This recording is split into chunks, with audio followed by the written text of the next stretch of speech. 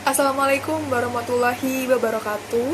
Perkenalkan, saya Kesha Nova Lydia Mahardika dengan nomor NPM terakhir 105. Saya perwakilan dari kelompok 2 mata kuliah akuntansi keuangan menengah 1 kelas D013. Di sini kelompok saya akan menjelaskan materi tentang cash and receivable.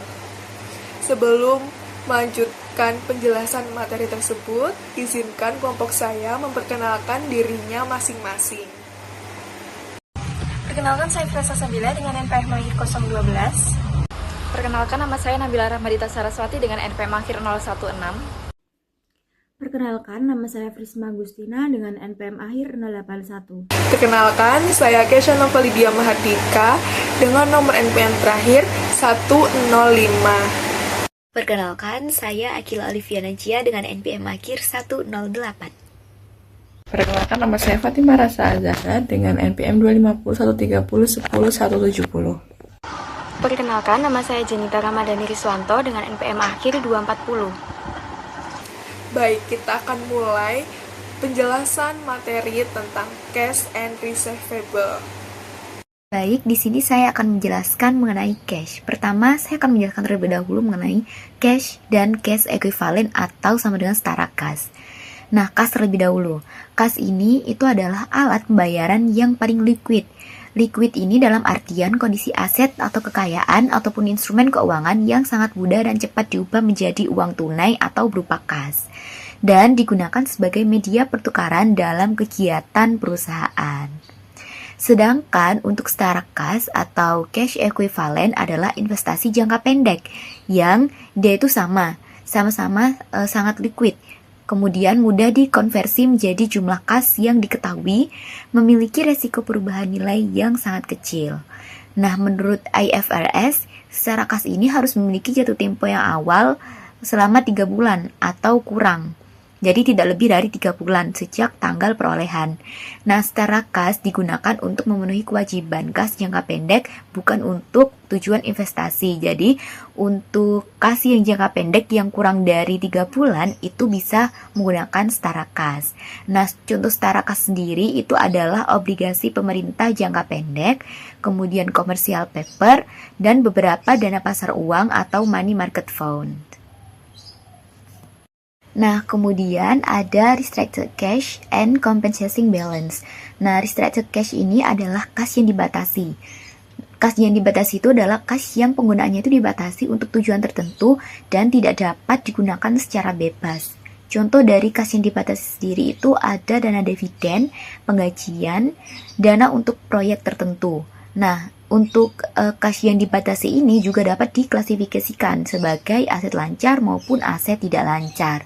Untuk aset lancar ini tuh jika digunakan dalam kurun waktu kurang dari 1 tahun. Sedangkan untuk aset yang tidak lancar itu jika digunakan dalam jangka waktu lebih lama atau lebih dari 1 tahun. Nah, dalam banyak kasus jumlah dana ini tuh tidak material sehingga perusahaan tidak memisahkannya dari kas dalam laporan keuangan. Namun, jika jumlahnya material, perusahaan itu harus memisahkan kas yang dibatasi dari kas biasa dalam pelaporannya.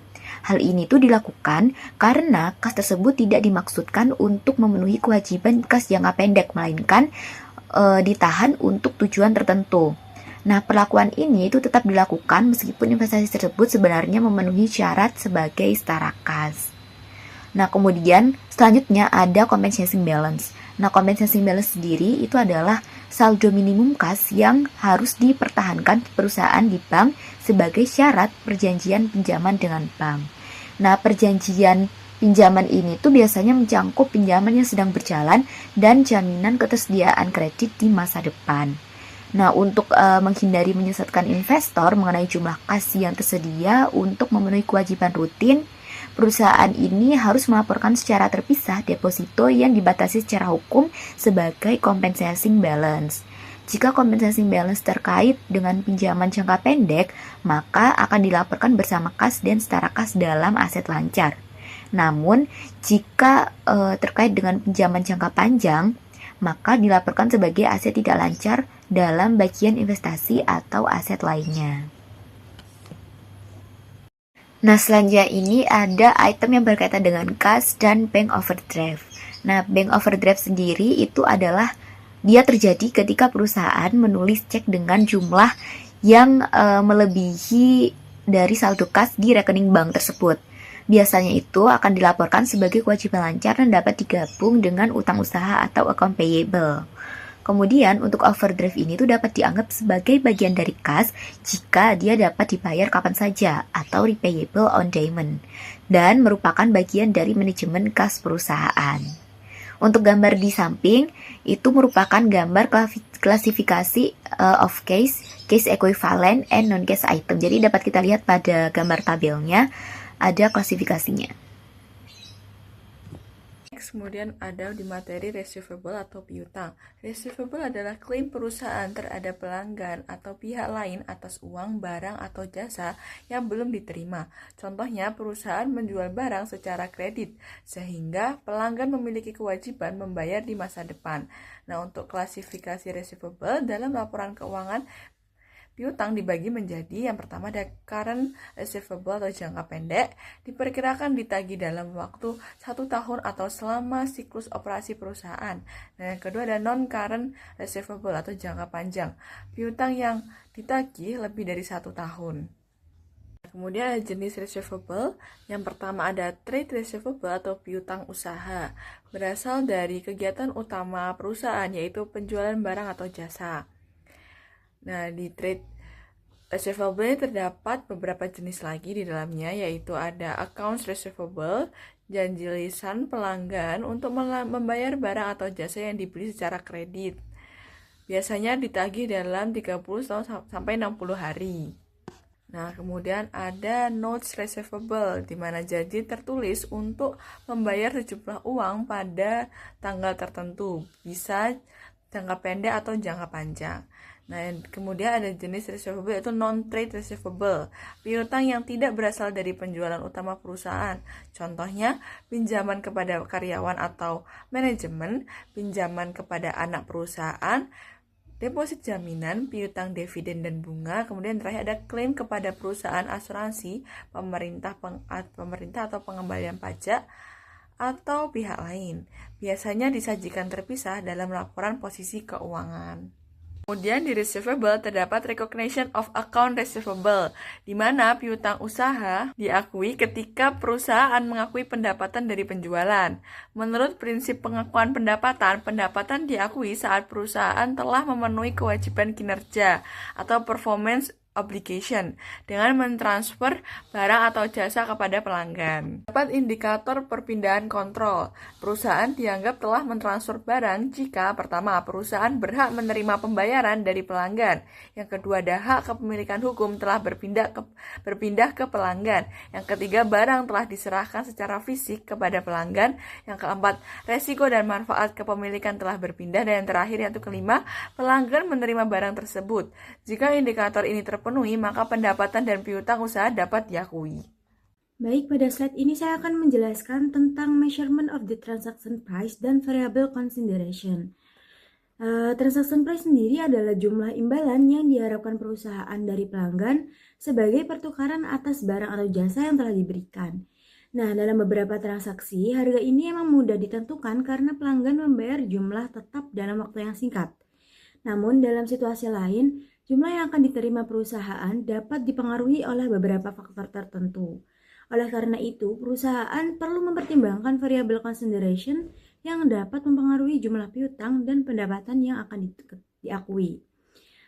Nah, variable consideration ini terjadi ketika harga barang atau jasa bergantung pada kejadian di masa depan. Dalam materi ini terdapat 4 hal utama yang dapat mempengaruhi harga transaksi, yaitu trade discount, cash discount, sales return and allowance, serta time value of money. Nah, faktor-faktor ini penting karena dapat mempengaruhi jumlah piutang yang dicatat perusahaan serta pendapatan yang diakui. Selanjutnya adalah penjelasan dari faktor variable consideration.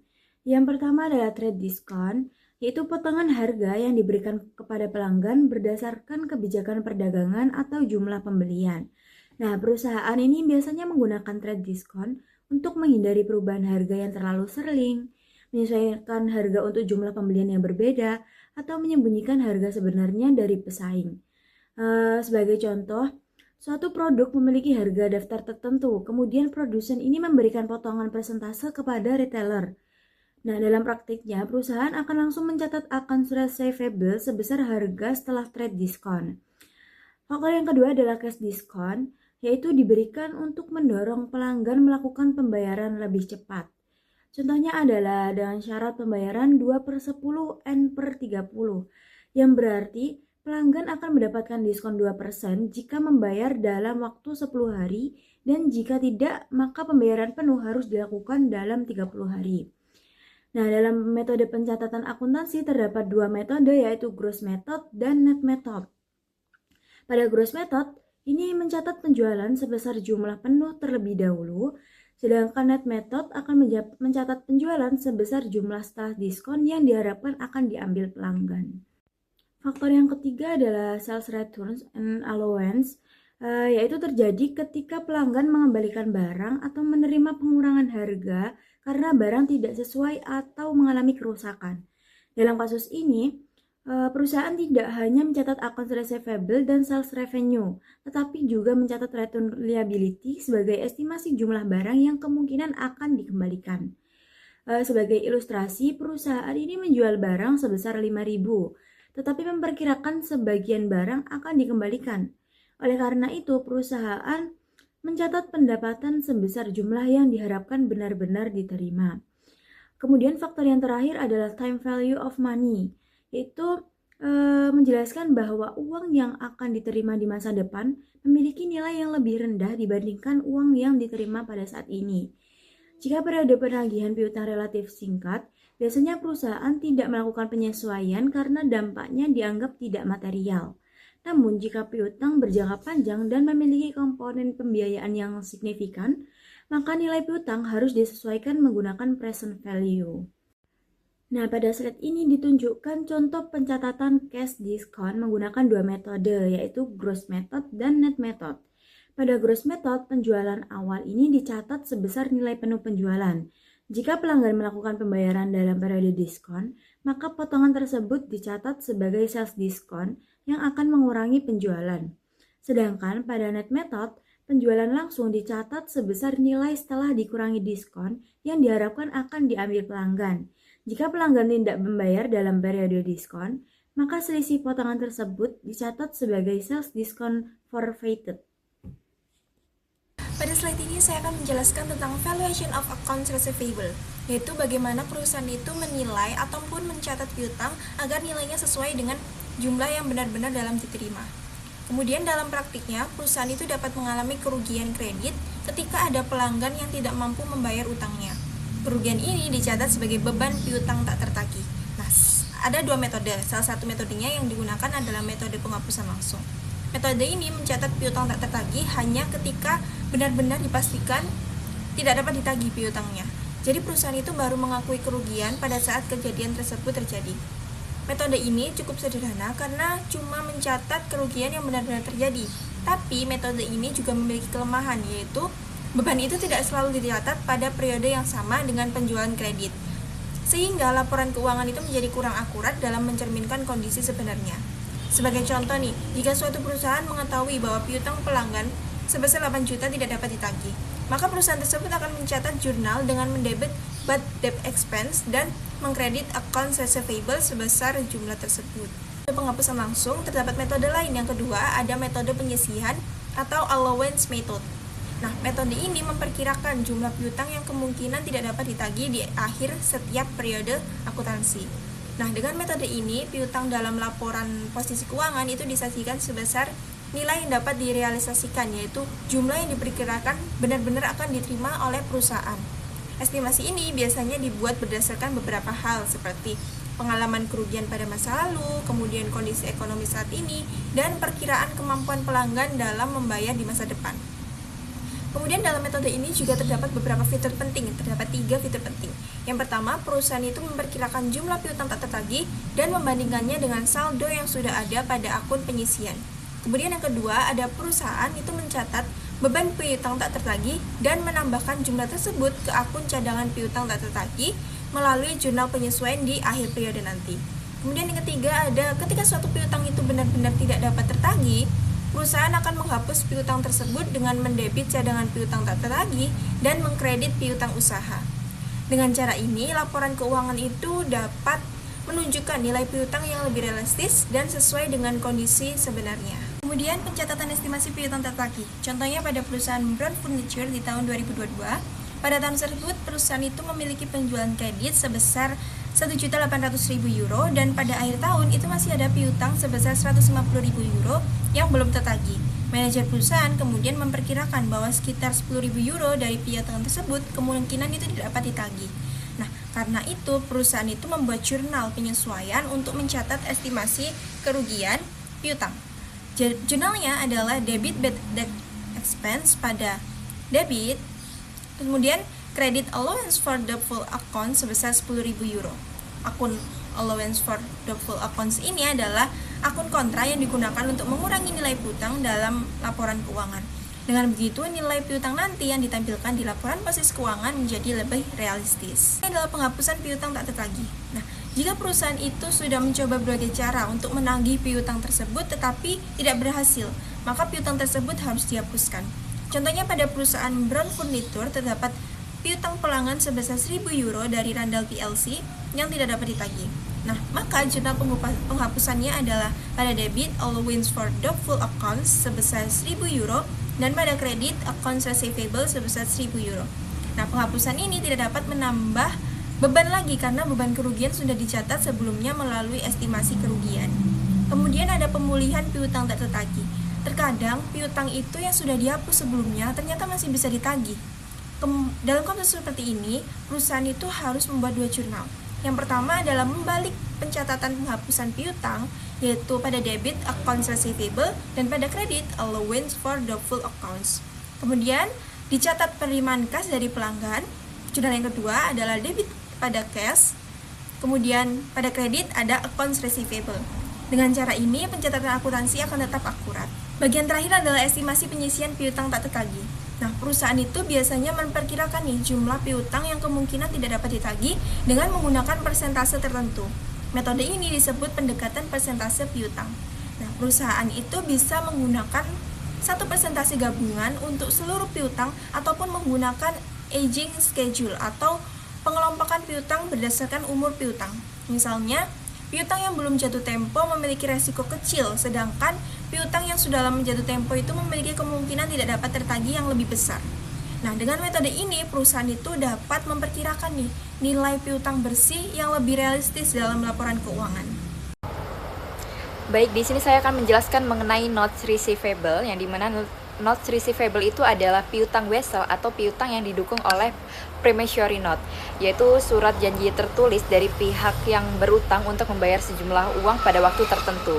Nah, jadi isi promissory note ini biasanya terdiri dari nilai pokok atau principal atau face value, kemudian ada tingkat bunga, yang ketiga ada tanggal jatuh tempo. Jadi perusahaan itu memiliki bukti tertulis bahwa pihak lain itu akan membayar sejumlah uang di masa depan. Nah, selanjutnya adalah recognition of notes receivable atau pengakuan notes receivable. Nah, jadi di dalam akuntansi, notes receivable itu dicatat sebesar present value atau nilai sekarang dari kas yang akan diterima di masa depan. Nah, hal ini tuh didasarkan pada konsep time value of money, yaitu bahwa nilai uang saat ini itu lebih berharga dibandingkan nilai uang yang akan datang. Nah, kemudian recognition of notes receivable ini terbagi menjadi dua, yaitu notes issue at face value dan notes not issue at face value. Nah, untuk yang notes issue at face value ini terjadi ketika tingkat bunga yang tercantum di pada wesel itu sama dengan tingkat bunga pasar. Nah, dalam kondisi ini nilai sekarang dari wesel itu sama dengan nilai nominalnya, ya, sehingga perusahaan itu mencatat wesel sebesar nilai tersebut. Nah, contohnya jika perusahaan itu memberikan pinjaman sebesar 10.000 dengan bunga 10%, maka setiap tahun perusahaan akan menerima pendapatan bunga sebesar 1.000. Nah, selanjutnya itu ada notes not issue at face value. Ini terbagi menjadi beberapa lagi. Yang pertama itu ada zero interest bearing notes, yang dimana wesel itu wesel yang tidak mencantumkan bunga secara eksplisit, namun sebenarnya tetap terdapat bunga yang disebut implicit interest rate. Jadi selisih antara nilai jatuh tempo dan nilai sekarang itu disebut diskon. Nah, diskon tersebut kemudian diamortisasi setiap periode dan diakui sebagai pendapatan bunga. Nah, selanjutnya adalah interest bearing notes atau bunga ada tetapi berbeda dengan pasar. Nah, jika tingkat bunga yang tercantum pada wesel ini berbeda dengan tingkat bunga pasar, maka nilai sekarang wesel itu akan berbeda dari nominalnya. Jika bunga pasar itu lebih tinggi dari bunga wesel, maka wesel itu dicatat dengan diskon. Sebaliknya, jika bunga wesel itu lebih tinggi dari bunga pasar, maka wesel itu dicatat dengan premium. Nah, seperti contoh pada gambar, ini ada face value-nya ini ada 10.000 euro, nilai sekarangnya adalah 9.520 euro, dan selisihnya adalah 480 euro. Nah, selisih ini disebut diskon. Nah, diskon ini diamortisasi setiap tahun menggunakan effective interest method. Nah, selanjutnya adalah effective interest method. Nah, jadi metode ini tuh dipakai untuk menghitung pendapatan bunga sebenarnya. Nah, jadi perusahaan itu menggunakan effective interest method itu untuk mengamortisasi diskon atau premium wesel. Nah, jadi dengan metode ini pendapatan bunga itu dihitung dengan cara mengalihkan nilai tercatat wesel dengan tingkat bunga pasar. Nah, di rumusnya itu interest revenue sama dengan carrying value dikalikan market interest rate. Contoh tahun pertamanya adalah carrying value-nya adalah 9.520, market rate-nya adalah 12%. Nah, maka interest revenue-nya kita kalikan saja, 9.520 dikalikan dengan 12% menghasilkan 1.142. Nah, kas yang diterima itu hanya 10.000 dikalikan dengan 10% sama dengan 1.000. Nah, jadi selisih antara interest revenue dengan kas yang diterima itu adalah 142 euro. Nah, selisih tersebut adalah amortisasi diskon. Nah, selanjutnya adalah notes received for property, goods, or service. Nah, jadi terkadang perusahaan itu menerima wesel sebagai pembayaran barang atau tanah jika tidak ada bunga. Yang terakhir adalah bunga tidak wajar. Nah, maka wesel itu dihitung dari nilai wajar barang. Seperti contoh pada gambar ini, nilai tanahnya adalah $20.000, nilai weselnya adalah $14.000. Maka gain on disposalnya adalah tinggal kita kurangkan saja menghasilkan $6.000. Nah, selanjutnya adalah valuation of notes receivable, yang dimana dalam laporan keuangan notes receivable ini dilaporkan sebagai net realizable value dengan rumus note receivable dikurangi dengan allowance for doubtful accounts. Baik, selanjutnya saya akan menjelaskan pada subbab other issue tentang materi di recognitions of receivable. Saya akan menerangkan masing-masing dari materi tersebut. Yang pertama, saya akan menjelaskan tentang the recognitions of receivable. Apa sih the recognitions of receivable itu? Yaitu di mana kondisi ketika piutang tidak lagi diakui sebagai aset perusahaan. Hal ini terjadi jika hak kontraktual atas arus kas dari piutang sudah berakhir. Misalnya karena pelanggan bangkrut atau piutang yang sudah tidak memiliki nilai. Yang kedua, piutang telah dilunasi oleh pelanggan, sehingga perusahaan menghapusnya dari pembukuan. Yang ketiga, piutang dijual atau dialihkan ke pihak lain, dan seluruh resiko serta manfaat kepemilikan telah berpindah ke pihak pembeli. Jadi hal tersebut yang mempengaruhi the recognitions of receivable. Jika resiko dan manfaat kepemilikan telah sepenuhnya dipindahkan, maka piutang dikeluarkan dari laporan keuangan perusahaan yang disebut dengan the recognition. Yang kedua yaitu ada transfer of receivable. Transfer of receivable adalah perusahaan dapat memindahkan atau menjual piutang kepada pihak lain untuk beberapa alasan. Alasannya yaitu antara lain yang pertama, mempercepat penerimaan kas dari piutang yang dimiliki. Yang kedua, mengatasi keterbatasan dana atau sulitnya memperoleh pinjaman.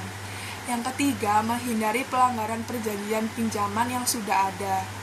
Dan yang keempat, mengurangi biaya dan waktu penagihan piutang. Yang terakhir yaitu kelima, beberapa perusahaan juga menjual piutang kepada lembaga keuangan atau perusahaan faktor yang kemudian menagih langsung kepada pelanggan. Nah, saya juga memiliki contoh, yaitu pada industri penjualan kredit seperti otomotif atau peralatan, perusahaan sering memiliki perusahaan pembiayaan khusus yang menangani piutang. Nah, pada slide berikut ini yaitu yang ketiga tentang sales of receivable atau factoring. Sales of receivable adalah penjualan piutang kepada perusahaan pembiayaan atau faktor untuk mendapatkan kas lebih cepat, yang sudah saya bahas pada slide yang tadi. Nah, faktor biasanya yaitu yang pertama membeli piutang dari perusahaan, yang kedua menagih langsung kepada pelanggan, yang ketiga mengenakan biaya pembiayaan atau biasanya yang disebut dengan finance charge. Dan kita bisa lihat urutan proses factoring pada gambar yang sudah saya paparkan pada slide tersebut. Yang pertama yaitu customer memesan barang kepada perusahaan. Yang kedua, perusahaan meminta peninjauan kredit kepada faktor. Yang ketiga, faktor menyetujui kredit pelanggan. Yang keempat, perusahaan mengirim barang ke pelanggan. Yang kelima, faktor memberikan uang muka kas kepada perusahaan. Yang keenam, yang terakhir yaitu pelanggan membayar kepada faktor. Nah, tujuan proses ini adalah agar perusahaan tidak perlu menunggu pembayaran pelanggan terlalu lama. Untuk yang selanjutnya, yang nomor 4, kita akan membahas sale of receivable with hot resorts, yaitu penjualan piutang tanpa jaminan. Berarti pembeli piutang menanggung seluruh resiko jika pelanggan tidak membayar. Dengan kata lain, perusahaan tidak bertanggung jawab atas kerugian piutang, dan resiko kredit akan berpindah sepenuhnya kepada faktor. Nah, sudah saya paparkan gambar yang ada di PPT dengan contoh kasus yaitu Crash Textile menjual piutang sebesar 500.000 euro kepada komersial faktor. Perhitungannya yaitu finance charge sebesar 3% dikali dengan 500.000 euro, menghasilkan jumlah 15.000 euro. Dan dana yang ditahan faktor untuk kemungkinan retur atau diskon sebesar 5% yang dikalikan dengan 500.000 euro, menghasilkan jumlah 25.000 euro. Kas yang diterima yaitu sebesar 460.000 euro.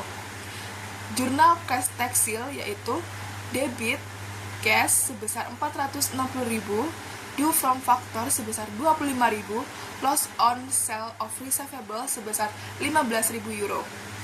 Kreditnya yaitu accounts receivable sebesar 500.000 euro.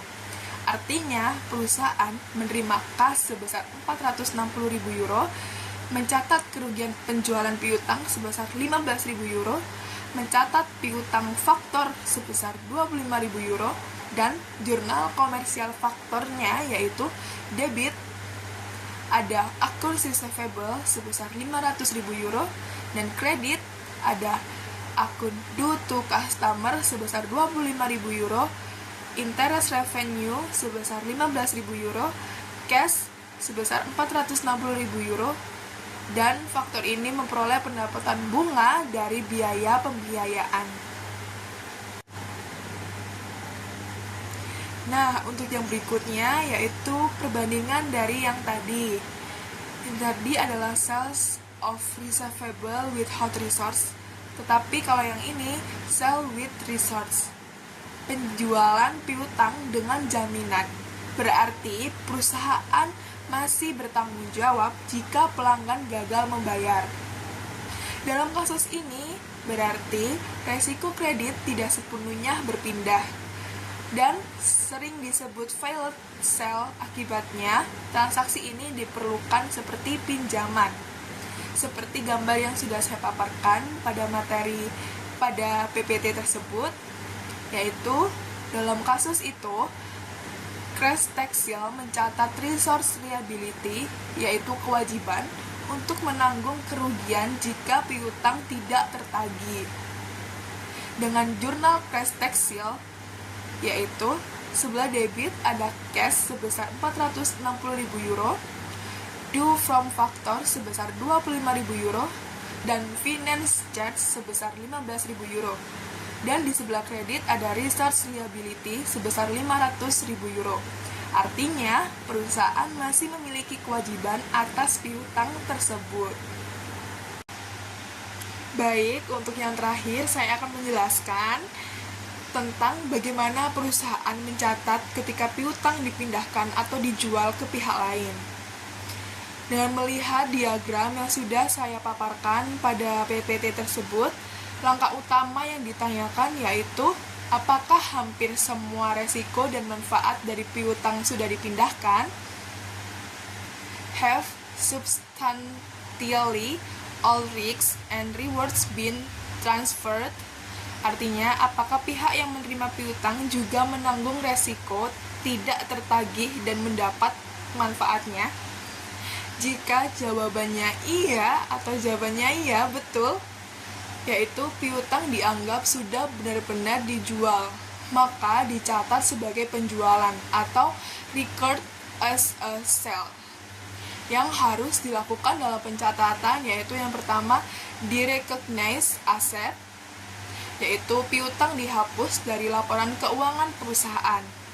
Yang kedua, recognize asset obtained and liabilities insured, yaitu catat kas atau aset lain yang diterima serta kewajiban jika ada.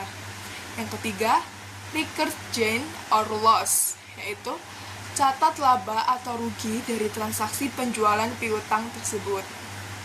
Artinya, perusahaan tidak lagi memiliki piutang itu. Nah, jika jawabannya tidak, yaitu resiko dan manfaat belum sepenuhnya pindah, maka dicatat sebagai pinjaman dengan jaminan atau secret borrowing.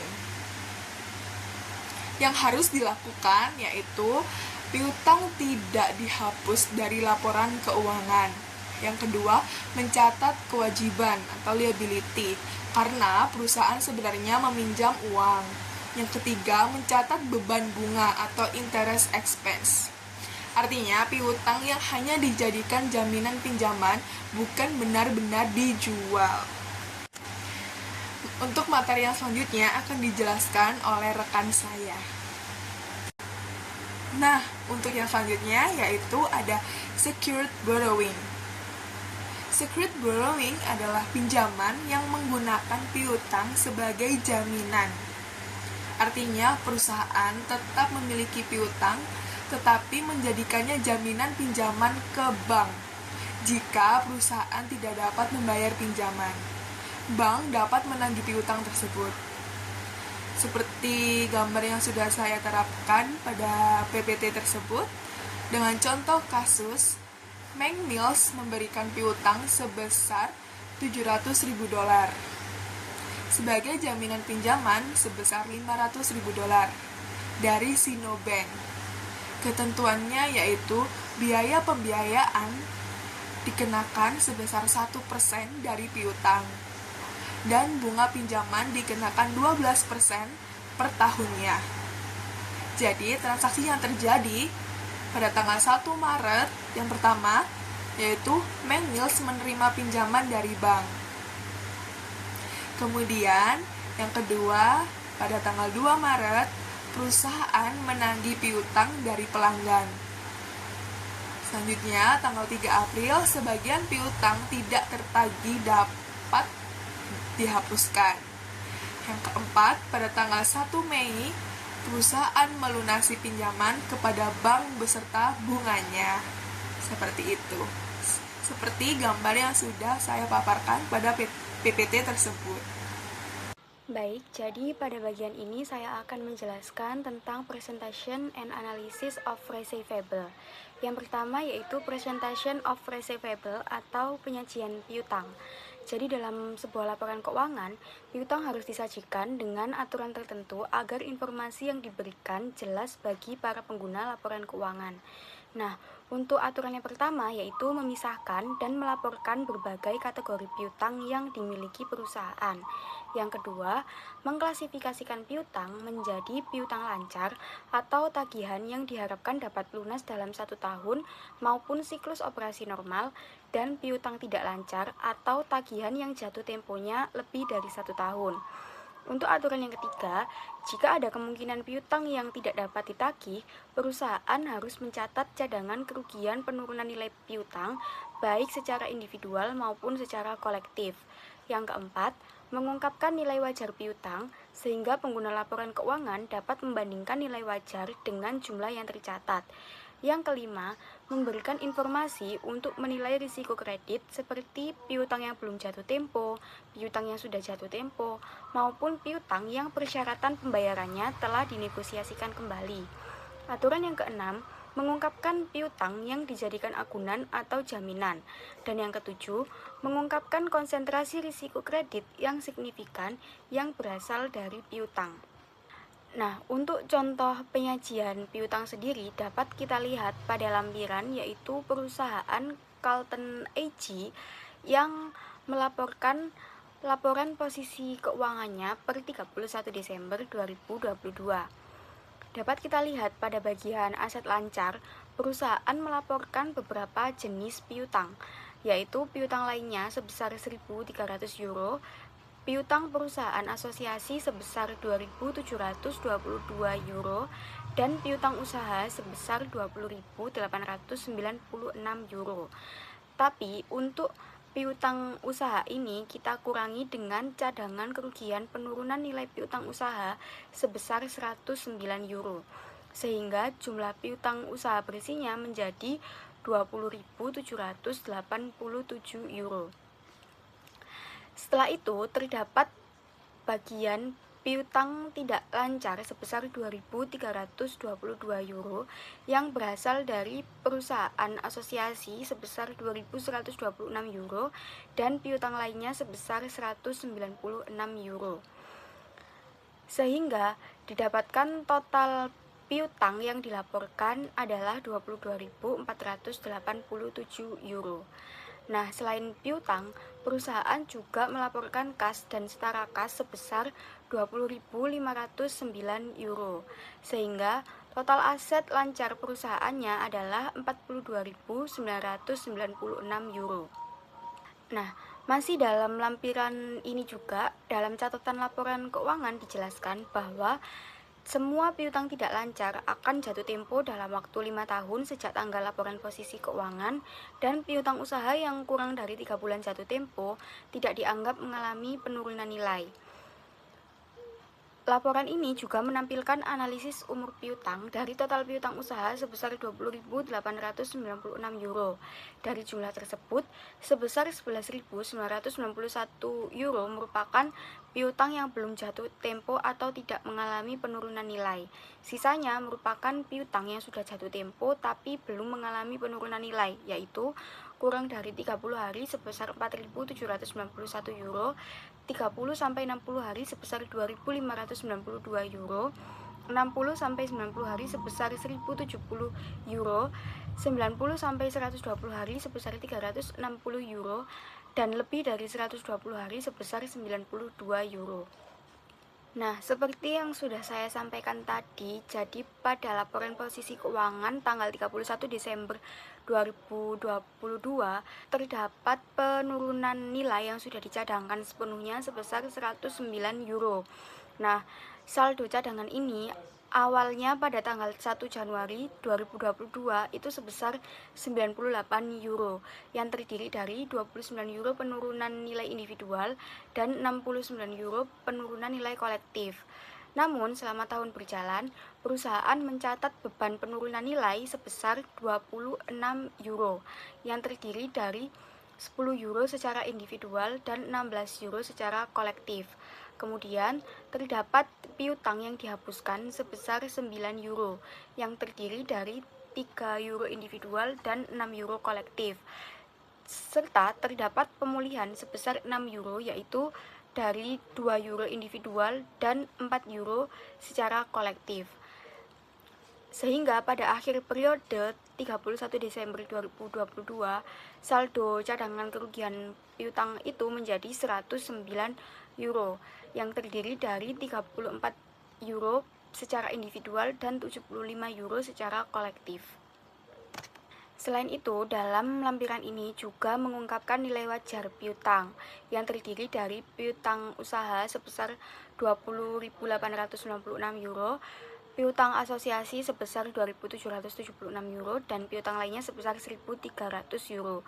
Untuk itu didapatkan total nilai wajar piutang perusahaan sebesar 24.972 euro. Nah, kemudian dalam lampiran juga disajikan bahwa beberapa anak perusahaan di Eropa mengalihkan saldo piutang sebesar 1.014 euro kepada bank sebagai jaminan untuk memperoleh pinjaman selama tahun yang berakhir pada 31 Desember 2022. Transaksi ini dinamakan secured borrowing atau pinjaman dengan jaminan. Jika terjadi gagal bayar, pihak pemberi pinjaman berhak menerima arus kas dari piutang tersebut.